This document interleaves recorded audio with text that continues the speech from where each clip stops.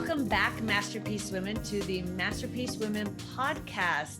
We are so excited to have you today. And as many of you know, in our membership site, we have been working on our online platforms and our online business building.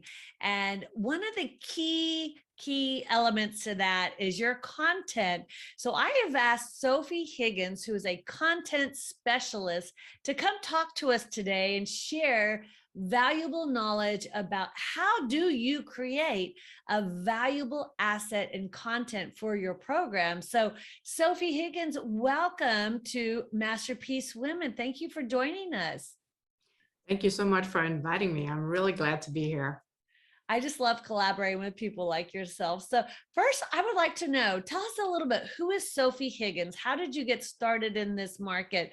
I saw on your website that you got married and you left your business or career and moved to the US, to beautiful Hawaii, and you started pursuing a new career. I would love for you to share your story with the women because it is just such a great story. I love it.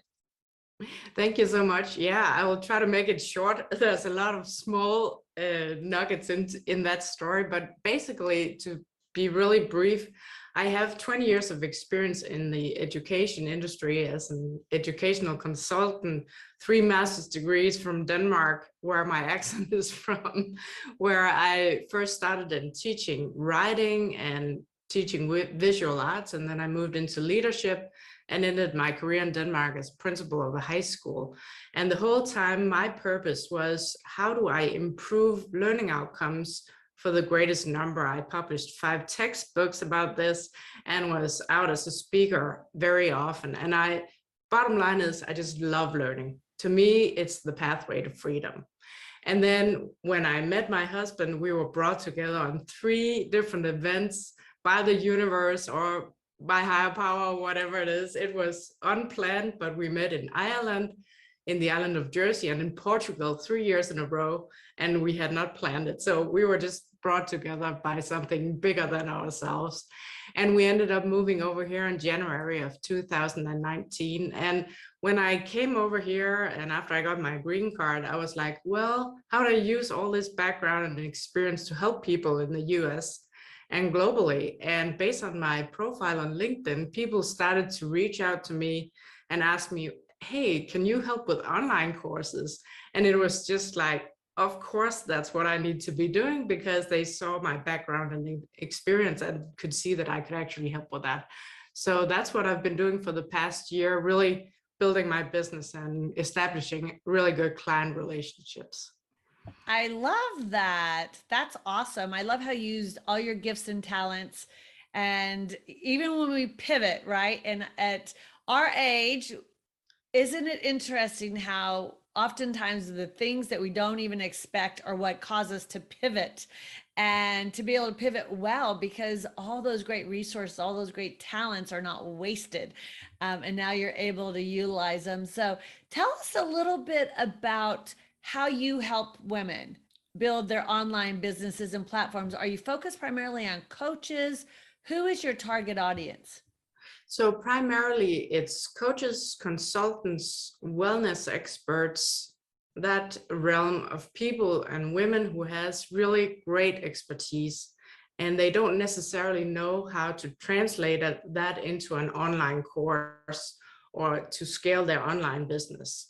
So what I help with is to take them through 4 phases of basically building out an online program, and then help them to also put it into a learning management system if they need help with that, and also to create this customer experience funnel, because it's all about creating these good learning experiences for people. Wow, I love that. And what would you say is the number one way that you see people like to learn? Is it audio, visual, text? What do you see, Sophie? I actually see a combination, and really owning in on what your preferred medium is as an expert, because if you do what you love, it transmits to the audience. But what I see as far as videos and online course content, the goal is to make it really short and to the point, and really focus in on that transformational experience you want your online course to provide to people. So what is the unique end goal that your audience is supposed to be able to do differently from where they're at now, and how can you help them get there step by step?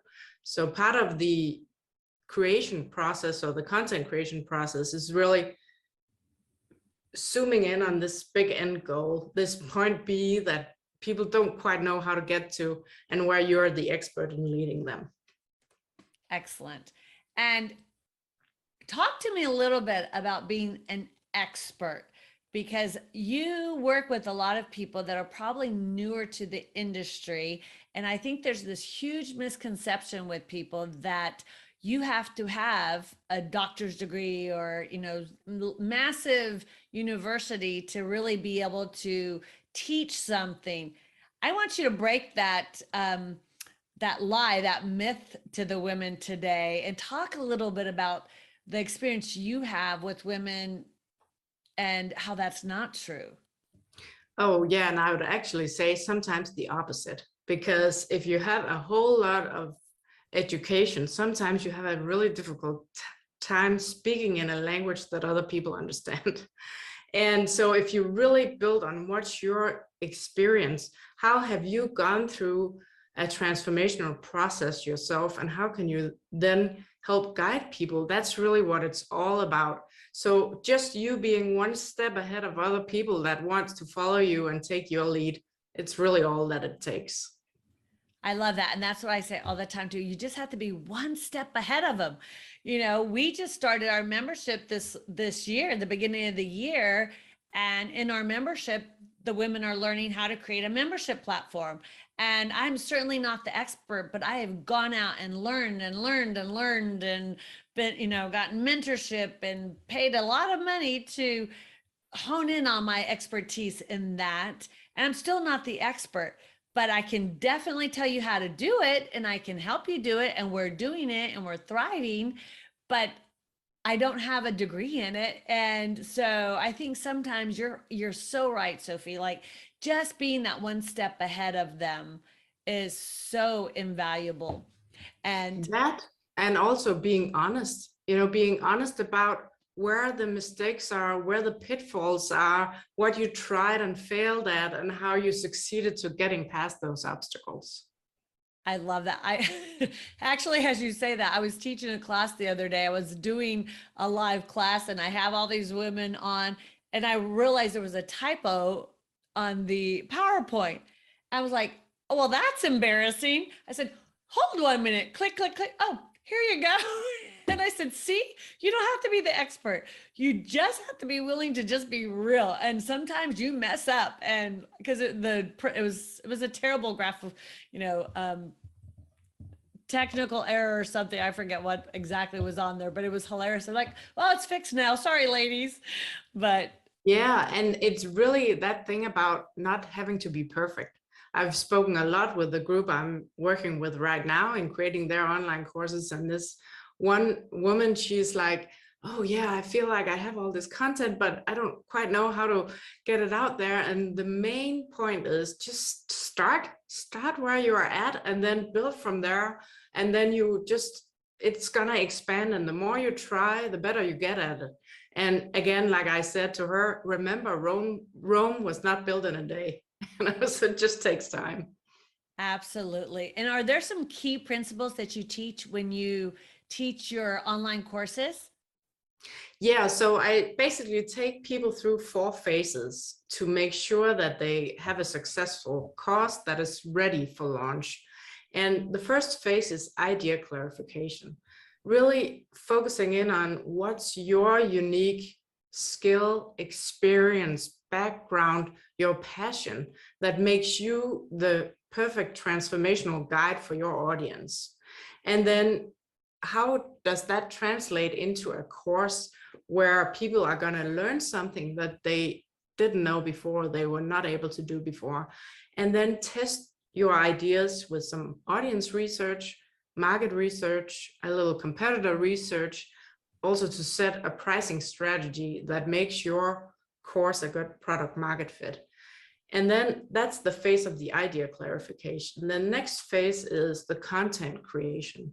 And in that phase, it's really looking at this course as like a mind map. So what's this transformation that I want in the middle of it? And then what are the steps around in order to help people get to that end goal? And then I also provide help with storyboard, because that makes it more specific as to why is this important? What is it that people need to know? Just a few key points. Again, we're not trying to cover everything. And then what is it that they need to do in order to apply this new knowledge or this new expertise? And then encourage people to apply on their own, because the way we learn is that we learn through first getting an idea about something, then we get a couple of ideas, and then we all of a sudden see how we can combine these ideas and maybe apply them. And really, when we can apply what we are learning in a new context, that's when we really have some deep knowledge about what we're doing. So that's the key point in the content creation phase. And then we move into the learning management system production. And that's really just having a place to host your content. And I'm sure that you have already covered some of these things with your classes, because there's a lot of different platforms out there, and you can choose pretty much any platform that suits your needs. But you just basically need to have a place to hold this content. And then when you have that set up, you are ready to have people enroll in your course. So the last phase is the launch and the customer experience funnel. And part of having an effective and successful launch is to utilize social media.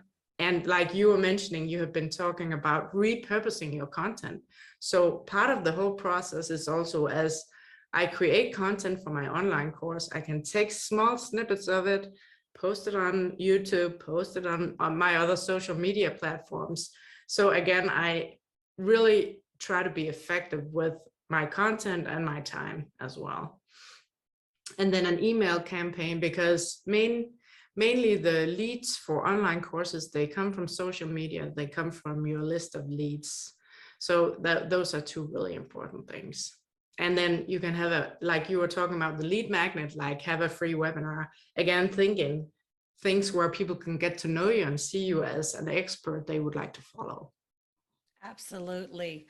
And I never realized how important your email campaigns are when creating an online platform. I always had a brick and mortar business. I never had an online business before. And so I never had a huge emphasis on email. I mean, I emailed all my staff. I had hundreds of nurses working for me that I emailed specifically for reasons though. But as far as actually utilizing, email campaigns and what those needed to be and the customer experience, that was very overwhelming to me. And I was very surprised at how overwhelming it was. And then when I started actually doing it, I realized how simplistic it was. Can you talk a little bit about that? Because I think that's a common thing. Well, I know it is based on the women in our membership, that for some reason that word funnel, that lead magnet, that's like is intimidating. You want to simplify that a little bit, Sophie, and talk about how really it's not a big complex idea.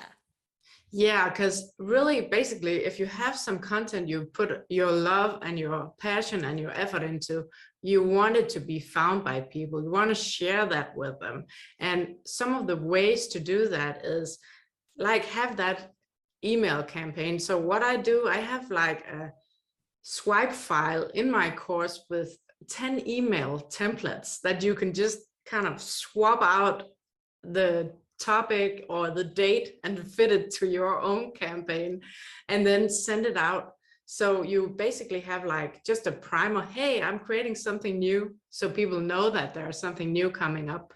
And then you can start telling them, well, this is what it is, and this is the price, and this is a special offer. And then just at the end, now the sale is basically closing with the discount. So if you want to take advantage of it, this is your chance. So really making it simple, and also thinking about putting in a little visual and not having too much text, because my attention span is not just that long. I agree. It's interesting because my mentor also in the program that I learned to do it gave us entire templates. And I have the same for our ladies as well. I just finished creating some templates and I realized in my software that they already had them. I'm like, well, I just need to tell all the women to come to. So I'd be curious, Sophie, what software do you recommend? You've probably worked with a bunch of them. Is there one that you say, I like this one better? Well, and honestly, I don't have that much experience because I've just gone with kind of what I found based on a little research. So as far as my mailing system, I just use MailChimp, but I know that there are other platforms that have other features and benefits also. Okay. And then the other thing I want to mention is I have a system for my posting, social media posting. It helps me so much because in the beginning I was kind of setting my timer for when I needed to post content, and that was just wearing me out. So just by getting a simple software that can help me do that, so I only need to do it once a month and then it just posts it. And which one do you prefer? So I actually went with Hello Woofy. It's a new I platform. haven't heard of that one. No, it's a startup for small, I think he calls it smart software for underdogs or something. It's like like a new startup where it's only like 49 a year. It's like super cheap. Wow, I love that because I have a VA that does all of my posting for me, obviously. Well, and I do some every once in a while as well, but we were looking at a software and some of them are they were like 49 a month. And I thought that was very high. Oh, So I yeah. thought, yeah, that's not worth it. But so she does a lot of scheduling in our social media sites and we primarily schedule it all. So I was just curious, so what do you use for your content? Do you use the So, software for that? yeah. And when I went into that, I was comparing like two major platforms. So Kajabi that most people know, and then Thinkific, which is a newer platform. And I ended up going with Thinkific because they had a free plan where you can try it out, upload one course and test if you like it. And then you can upgrade and move into different plans. So really basically because of that, I went with them and I really like the way that it works and the customer experience and also the support that they're providing. Awesome. Well, I am actually familiar with that one too. I did a little research as well. My coach happened to have a free 60-day thing with Kajabi. He's a affiliate. So I actually have that to offer for all of our women on Kajabi. We're an affiliate. So they get typically, depending on what their specials are, is 30 to 90 days free. This last month, they had 5 months for $5 a month. Oh, nice. Yeah, it Yeah. was quite interesting. And I do believe, actually, to be fair to Kajabi, that their email marketing service is a little bit better than the Yeah, one it is we have excellent. I access will to. say I have had phenomenal experience with them. Every time I've ever had an issue with them, I get on support. I can get on typically very quickly. They respond there and I have it fixed in moments. And it's actually, they have such a great sense of humor. So that's the That's other a good thing. thing. Literally, my assistant was next to me and we were working through an issue and I'm like, but I did it. It's here and we're still not getting the autoresponders to connect. And there was another place you had to do it that I would have never known. And we were laughing because he was just so comical, and I'm stepping up to the challenge, and it was just fun. So anyway, so I enjoy working with that team because they are very professional, and we do, like I said, offer free opportunities to our women in our membership that are building online businesses that can get time free. So if you have anybody that needs Kajabi, let me know. I can help them out. Yeah, for sure. So, all right. So you talked about your four steps. So you talk about the idea and the clarification, testing the ideas. Your second step is your content creation, knowing your why, your what, and how you're going to apply it. The third one is your I can't read my writing. Something management. Yeah, learning management system, Learning the management production. system. Where do you put it? I'm like, I can't read my handwriting. So, and then the fourth one is the launch. And talk to us a little bit, Sophie, because this is, you transitioned into the online world. What has been the most helpful thing for you as you launched your business and pivoted into this world that you could share with the women that are listening to Masterpiece Women to help them avoid the same maybe pitfalls that you walked through when you first launched your online business? I think the main thing is really to be patient with yourself and to be patient with the process, because it takes a while to post that consistent content and build your reputation as an industry expert in whatever you're launching your business inside. And so that patience with yourself, that it is going to take some time, step by step, to do the work and keep moving forward, even though you sometimes feel like nobody is noticing. Believe me, they are, and just keep doing it and you will succeed. Excellent. I love that. It reminds me, a friend of mine just did a talk and she talked about pole pole. I don't know if you know what that means. In Swahili, it means slowly, slowly. And when we climbed Mount Kilimanjaro, you had to take one step at a time. And if you had to stay focused and you had to keep breathing and focus on your breathing, focus on drinking, focus on breathing. And you kept looking at the summit going, I know I'm getting there, but it sure doesn't feel like it. And sometimes you felt like you weren't even putting your one foot in front of the other, and you're getting to 18,000 feet elevation and you're not even sure if you're going the right direction anymore, and you've got your guide helping you. And I feel like, Sophie, for women like yourself and I who are leading, helping women build online business, that is a really key important thing, is to just keep going, keep on breathing, keep on having your water.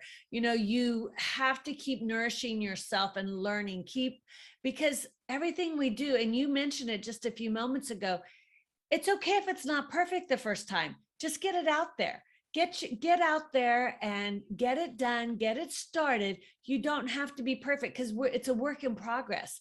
And I think sometimes that paralyzes people when they feel like, well, I can't get it out there. I'll be embarrassed. What will people think if it's not perfect?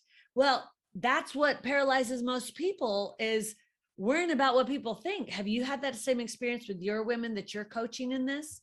Oh, yeah, absolutely. And one of the things that's actually helping them move past that is that I recommend that you start with like a beta testing version. So you start finding your audience for your course, and then you launch it with a pre-launch, and then you just start presenting and recording at the same time. So you actually build your content as you have people in your course at a lower price point. And that way you have an audience that you can test your idea with, you get their feedback. What would they like? What additional things should you explain about?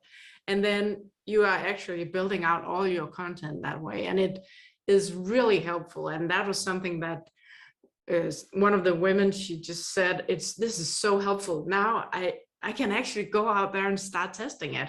And then I will know that I have to adjust. And the other thing we were talking about was there's always a frustration when we're learning something new. We call it the learning pit. And it's a natural part of the process that you're walking into a new uncharted territory. You fall down into the pit, you get confused, you get frustrated, you don't quite know how to get out of it.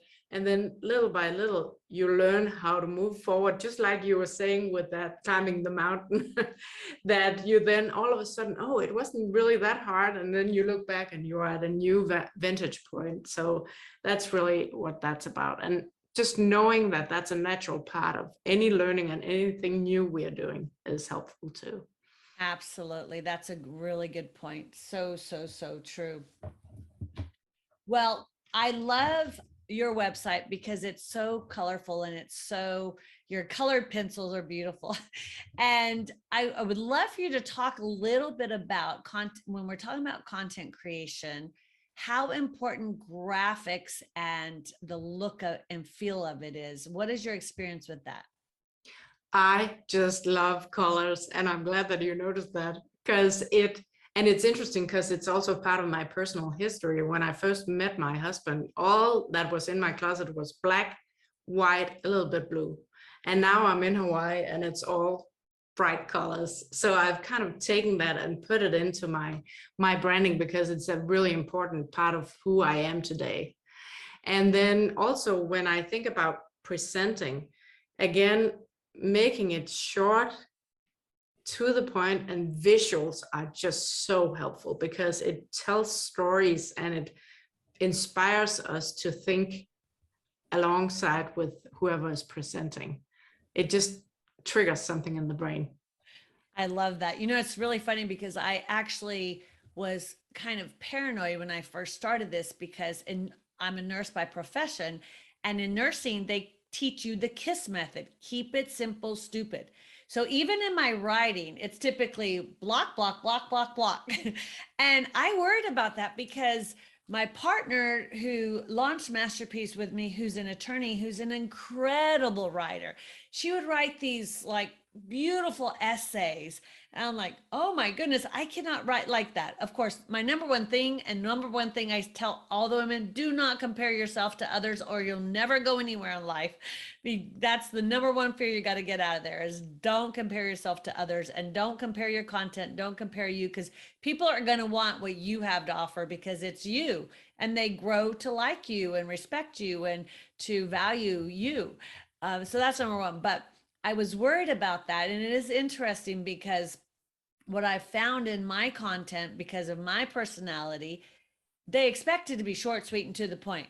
And I'm not real foo-foo, fluff. And I've written some articles and I tend to be that way. And I'm like, I need to be a little more creative writing in here, you know? But when people are learning, they don't want to have to hear 20 stories in the midst of it. When they're reading a novel, they do, but not when they're learning. And is that what you've experienced? You're saying short, sweet, to the point. I don't you think they just disconnect? Yeah, that's definitely a risk. And actually, I have a really simple, like 4-step method. Whenever I do any content piece, it's like, what's the call to action? What's the end goal? What's a working title? And what's 3 simple steps to get there? And then I create my content around that because it helps me to really focus on the end goal. And it's like walking the forest. I know where the path is taking me. So I don't digress into something that's not related to the point, really. That's awesome. So it's you do your call to action, your end goal, and 3 steps to get there. Is that what you said?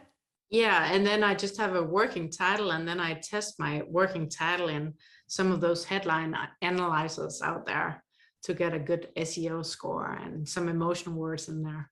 Nice, nice. That's very good. So let's talk about SEO a little bit because that is a key component of online business. Tell me a little bit about what your experience with SEO is and what you've seen. Yeah, and that's actually something that I cover in my courses, really in depth, how you can actually apply that because it's very important. And like one of my students said, oh, now I'm not scared of it anymore. This is simple. It doesn't have to be that scary because like, honestly, sometimes you get these huge books about SEO and it's just like, oh my gosh, I don't even know if I want to tackle that. But there are these searching tools out there that can actually help you suggest keywords that people are searching for. And when you use those tools, it will help you with some alternatives also that maybe have a higher score than what you were originally thinking about. So just to mention one tool, there's CoSchedule Headline Analyzer. And if you go in, they have like a free trial. And then if you want to unlock the SEO scores in the back, then they have a paid version for that. And it's called what? I'm sorry? CoSchedule. Huh? Just CoSchedule? Yeah. Yeah. Good. I'll have to look into that one. I use a few of them myself as well. And I've found a few that have been very helpful, especially with YouTube. Um, I do a lot of keyword search on those, and I look at those when I'm doing our titles as well, in trying to make sure that our titles are ranking up there so people will actually search for them. So Exactly. And actually, I have like my little teaching class in how to write people content that people will love to read. I have, when you sign up for my webinar, I have like, it's just $14, and then you get an introduction to how to use this platform and how you can actually use it to test your headlines, and also those 4 steps to create your content. So perfect. That's awesome. Love that.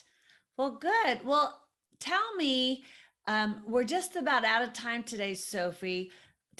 Let's talk real briefly. Share, like, what would be the one tip to take away today for the women that they can take away to help build business, to really get their online business going? I would say do what you love. That is my main thing. If you're passionate about it, it will give you miles when it gets a little tough. Absolutely. Yeah, if you're doing it just to make money, it's not fun. No, it just is not worth the effort, really. It's But when you're not. doing what you love, you can move through the obstacles. Absolutely. I love that. I always say, figure out on your idea, what is it you love? What is it love that you love to experience? And what are you good at? Like, what are the things that really make your heart smile? My husband always laughs at me when I say smile, makes your heart smile, but you have to have that inner peace and joy of really, passion about what you're doing to be successful. And it resonates when people know you love what you're doing, it comes across in everything that you do. So I think it's just so important. So thank you for all your valuable information, Sophie. We will have your link below. So if the ladies want to go get additional assistance with their online content production, they'll connect with you. And I appreciate you being with us. Ladies, if you haven't already signed up, our membership is free for 30 days. You can get on our membership, learn how to build an online business, and create the business that you've always dreamed of doing online. So join us. We look forward to seeing you in the platform. Have a great day, ladies.